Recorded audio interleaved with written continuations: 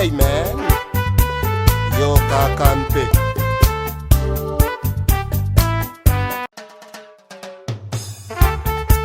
Hey man, yo kakampe. Hello and welcome back to Conversations in Black. I'm Jordy Cooley, your host. We're back again for another conversation. And for this one, we're happy and actually honored to have the Minister of Justice and Attorney General of Canada. That's Mr. Arif Virani, who's also, of course, a Member of Parliament for Parkdale High Park, and he was elected back in 2015. So before we get back to the background of the minister, just say we're going to talk more about substantive issues here, politics issues, and hopefully you guys can take a good side of it. So, Minister, welcome to Conversations Black, and thank you for accepting our invitation. Thank you for having me, Jared. I'm looking forward to the conversation. It's great to be on your podcast. Yeah. So, as a politician, the first question I ask all politicians is, as a form of public service, because for me, I think politics is really public service. Why? Because people don't know you're also a lawyer, so you're actually serving also in some form. And but why you chose electoral politics? A number of reasons. I was curious about it from a young age. I wasn't happy with what I was seeing from the government of the day back in 2014 when I decided to run. And I also, as a lawyer, JRD, there were times when I did a lot of work, but then I realized on behalf of clients, but then I realized that sometimes the law itself can be the problem and can be the challenge. So I thought, well, then you need to be changing the laws. And then how do you do that? So I tried to be an ally on the inside. And something that was formative for me is that, I know there's people listening to this from around the country, but I'm from Toronto, and in Toronto, I helped to create a legal clinic that helped racialized people that look like me who are South Asian. And it was a great clinic, but it took us 9 years to create. And that probably could have gone a little bit faster if there was an ally on the inside, somebody at the cabinet table, in that case, within the Ontario government, pushing for that clinic and access to justice. And I decided, let's try and be that ally. And I've tried to be true to that in the past 8.5 years as a parliamentarian, because I try to be that ally for people that are advocates like you, promoting things like racial equality, et cetera, and try to always make sure I'm taking those calls, taking those meetings, and pushing those issues. Well, that's really insightful. Then let's say if you want to be that ally, but you are, because there's some barriers where politics, although it's a form of public service, but we feel, that's the feedback we get from some Canadians, to feel like it's still a little bit of a caste. It's easier if your dad or someone from your family, was a member of parliament, who was involved in politics. So what would you say to a young Canadian, whatever background, white, black, South Asian, what have you, who wants to be involved in politics, but they don't know where to start because they don't have the connections, they don't have the name recognition, of the family. So how can they practically, go about it, and what kind of, insight or counsel you can give to them? So I'd say don't be afraid to dream big, and don't accept people's cynicism, right? I'm a Muslim refugee from Uganda who came here at the age of 1. My parents didn't even go to university, let alone serving as a member of parliament somewhere. So I am just like so many newcomers to this country, and there's lots of people that could do exactly what I've done, and I'm now the Minister of Justice and Attorney General of Canada. That's a great story about Canada, but you got to have some drive and desire. You got to work hard. But you also have to not listen to the naysayers, right? There's people that are going to say to you, no, maybe politics isn't right for you, or how could you ever do the fundraising, or what makes you think you would win in that local community? You can either listen to those people and just change course, or you can actually use that cynicism to drive you to be more determined, to prove them wrong, and that's what I did. Was it easy? No, it wasn't easy. But I think if you want to make positive change, if you want to correct the narrative, I wasn't particularly enamored of the previous government. I didn't like what they were doing with respect to immigration, with respect to things like fighting racism, with respect to racialized people in this country. And that's what prompted me to run, right? And I feel like I'm making those changes on the inside right now at a very high level. And that's very, very satisfying. Does it mean every day is perfect? No. But the message for young people that are out there that are listening to this is that don't be afraid to dream and dream big. And don't think that people don't see you in terms of where you are at. I'll give you a very tangible example. I'm going to digress a little bit. This isn't about becoming a politician, but there might be lawyers like you and I who are out there listening to this right now. They need to know and they need to hear it from me. So I'm going to tell them right now, I'm very committed to appointing really smart people to the bench who represent the diversity of this country. That means great black jurists. I would like to see more of those. So if there are those great black legal minds out there listening to this program, if you've been practicing for 10 years, think about yourself as a potential judge and put in an application. Because I can only do that work if people dare to see themselves on the bench, in politics, you name it. Yeah, that's thanks for that, Minister. So now, as you said, you was one of the founding board members of Toronto Legal Aid Clinic for the, Southeast Asians. Use obviously so SALCO, and we see now the issue with there's affordability around issue for many Canadians, housing affordability, but there's with the youth and the people that we interact with, the main thing is access to justice. So now we're seeing because I started a legal clinic for here in Winnipeg for these people where we can, like, they're stuck in the middle. We call them the working poor, where they make just a little bit enough not to qualify for legal aid, but not enough to retain a private bar lawyer. So and then they find themselves, many of them now are millennials like myself. So you have that issue where what can you touch about the need, the importance for access to justice. So that's one piece. And the second piece also, you have on the other hand, the lawyers also saying, for example, where you have the tariffs of the certificates or the what you get from it. And it's sad more and more with some of my colleagues are saying, well, guess what, JRD? I myself now can qualify for a legal aid certificate, right? But I'm a lawyer. So now you're seeing that trend, some entry or first year lawyers also being the living poor and the working poor. So in terms of, I know it's a mouthful, but in terms of that all access to justice, what can be done in your capacity as Minister of Justice? What can we do to kind of help out these Canadians? So I think it's a pretty critical question, JRD. And what I'd say to you is that everything I learned about sort of legal clinics and access to justice actually traces back to my time as a summer student in Toronto, where I spent a bit of time at a big Bay Street firm, and they allowed me to share my summers working at the African Canadian Legal Clinic with people like Margaret Parsons. And she taught me about race and race relations and litigation on civil liberties, and also about confronting anti-Black racism. So that's important for your listeners to understand, because that's where my orientation comes from. But when you talk about access and you talk about people that are working poor and about the legal aid tariffs, there's certain things that I can directly do, right? So what I can do is I can try and make sure we're embracing diversity in terms of the people that work in government and the people that I appoint as judges. That's one piece. There's another piece that relates to legal aid and our contributions to legal aid. And I'll say to you quite candidly that we've always been supportive of criminal legal aid because that's critical in terms of people being deprived of liberty, et cetera. And we will always maintain that high level of support. But I personally was very motivated when we saw provinces around the country, including my own province, in 2019, step out of immigration and refugee legal aid. And I said, well, to the Prime Minister, well, we have to step in and fill that breach. And we have done so every year since then, and we'll continue to do so under my watch. That's something I commit to you quite openly. And how does that relate to the Black community that's listening to this podcast? Well, if they come from Uganda like me, if they come from, I think, DRC like you, if they come from other parts of the African continent, people who are coming here as immigrants and refugees are implicated when legal aid is denied, access to justice is not delivered. People who are unrepresented in terms of those immigration tribunal hearings tend to not be accepted as refugees into this country because they don't have the wherewithal to navigate the system. So that's how I can make a direct change. Is that enough? No, more needs to be done. There's no doubt. But I like what we're doing so far as a government on so many other facets of confronting sort of access points in the justice system. I'll give you one very small case in point. There's a community clinic called BLAC, B-L-A-C, the Black Legal Advocacy Center in Toronto. We gave them $1 million of funding just to help them, not specifically with a legal aid tariff, but to help them with their interactions with the Black community and putting out more information, getting education and outreach into the Black community in Toronto so that people don't feel that the justice system is so difficult to figure out and to navigate unto itself. That's an important initiative, and that's what I want to see more of.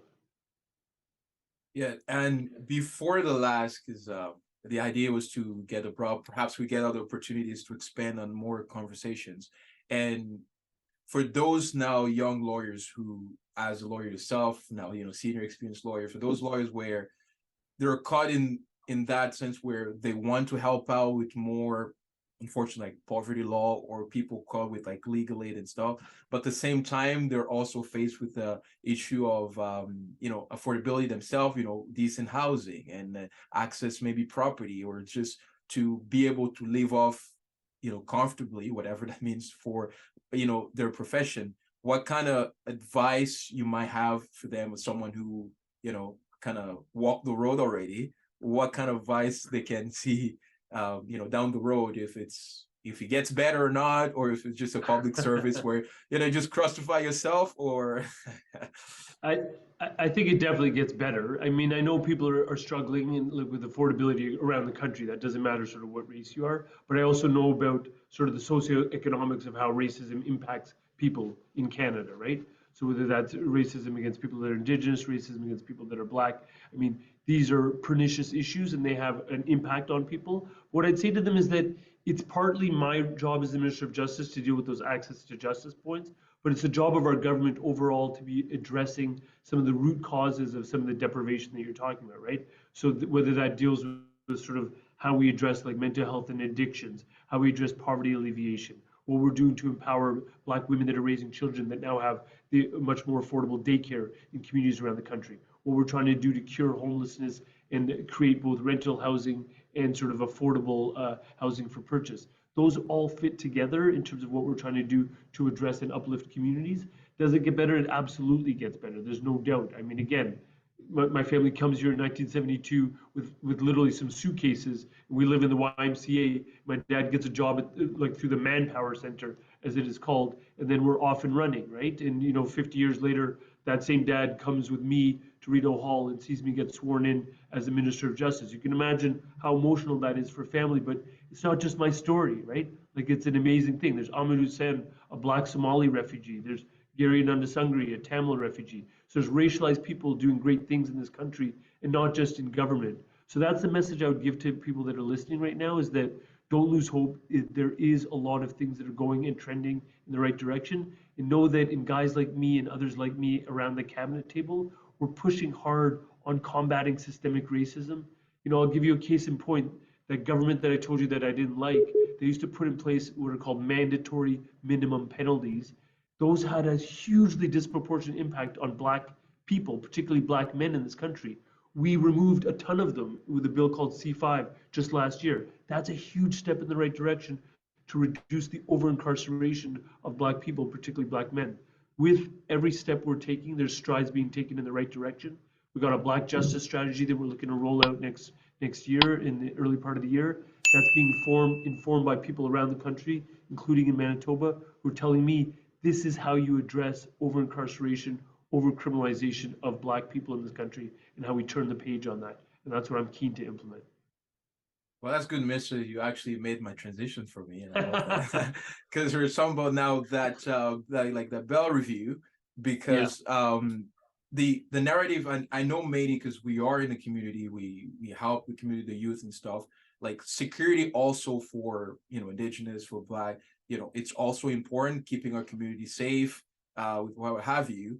But because it's very important for you if you can explain the rationale, because there's also kind of a misconception out there, kind of a little bit of fake news of why it's coming about, the perception. Yes, there's the idea, because the worried also for, like you said, we see for us, like, practitioners and some community members, we see how, the definition even of offender, or some act for, let's say, a white offender might get a conditional discharge, or might get a diversion or a peace bond, and then an Indigenous or Black offender with pretty much similar, fact pattern, then he'll be jailed. So while we understand the need for security to keep our community safe, which is very important, but how with your reform, with the Bell reform, we're going to make sure that the issues, that impacting Indigenous Black people right now, it's not,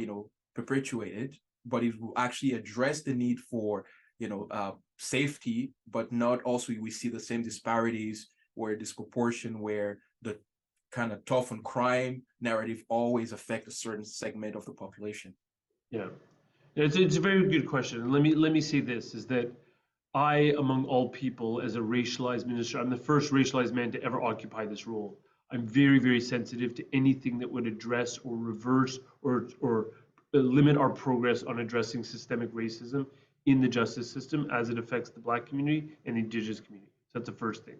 The second thing is that we heard from a large number of groups around the country about the need for some changes to bail. And what we decided to do was something that was very, very targeted after hearing from Indigenous and Black communities in particular. And what we heard is that there is both sort of an over policing of Black communities and an under policing. And what we mean by that is sometimes Black communities as victims of crime are sometimes not addressed sufficiently by law enforcement around this country. So thinking about that, we thought about how can we tailor this in a targeted way to address only a minute amount of offenders. And what we landed on is a proposal that targets repeat offenders who have used weapons to commit their crimes. And in that narrow context, what we've said is that it's going to be harder to get bail. Will it be impossible? No, but it's going to be a lot harder. There's still a basic presumption in the law that's entrenched in our statutes that talks about ensuring that bail is not an automatic or a reflex, but that bail is available. But in certain instances, we're going to make it harder to achieve. And I'm comfortable with that kind of approach because I consulted Black communities on how we created it. And secondly, I also know that we're putting in a ton of supports to ensure that overrepresentation is not endemic in our system. So I mentioned to you that bill C5, that reduces a lot of mandatory minimum penalties. We've got another bill that's in Parliament right now that deals with miscarriages of justice. And what that bill will do is change the standard for a wrongful conviction and make it more available to individuals and allow for outreach so that people can learn about it. Because not enough Black and Indigenous people are coming forward and applying for a wrongful conviction. That will help ease the over-incarceration of racialized people. We're putting in place legal aid supports that I mentioned to a Black center, for example, in Toronto and across the board. We're taking a number of steps to ensure that overrepresentation is not as present as it is.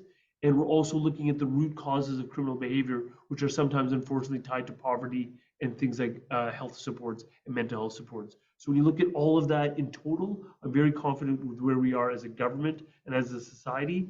And these minor changes in terms of bail to target serious repeat offenders who commit offenses with a weapon, I think are important in terms of just a targeted alteration that's not going to detract from our commitment to ease systemic overrepresentation. Yeah, well, thanks for that summary. Is there, to conclude, is there a point where a message, maybe a question I didn't ask, but it's important for you, or a message, especially, like I said, mostly our crowd is, we try to get like millennials and Gen Z, or like call Zoomers. Yeah. They hate that, I call that, to really be involved with politics, because I think it's very serious, and as we see with affordability. So I don't know if you have a particular message for that crowd who will be mostly listening to you. Well, what I'd say is that we're trying to address things on multiple fronts, right? Because I don't think, like, sometimes people think like the Black community gets pigeonholed, like it's all about justice and overrepresentation in the justice system. That's important. But we've had things like targeted mental health strategies for the Black community, funding dedicated just for that. We've got something I'm very proud of, which is called the Black Entrepreneurship Strategy. Along with those young people that are listening right now, they may be interested in justice issues, but they may also be interested in starting a business, maybe running a new show, a podcast that will be in competition with yours, JRD.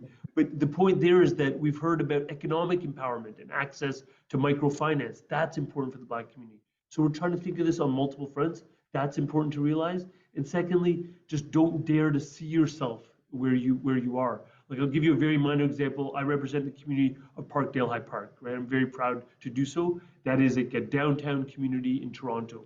There are people of all walks of life, including racialized people, including very low-income people. I have a picture on my wall that you can't see right now, but it's of a group of young kids, all racialized, from Parkdale Elementary School. I brought them up to Ottawa in something called Pathways to Parliament.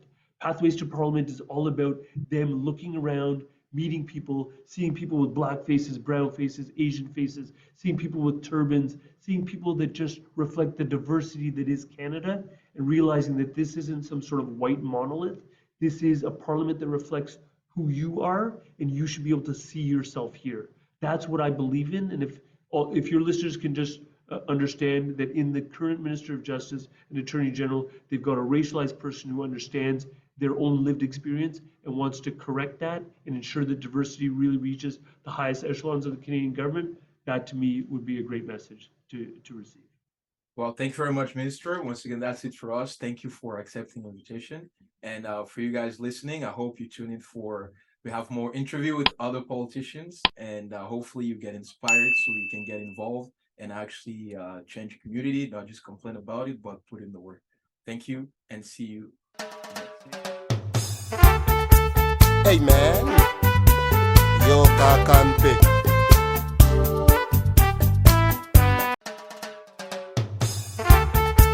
Hey man, yo kakampe.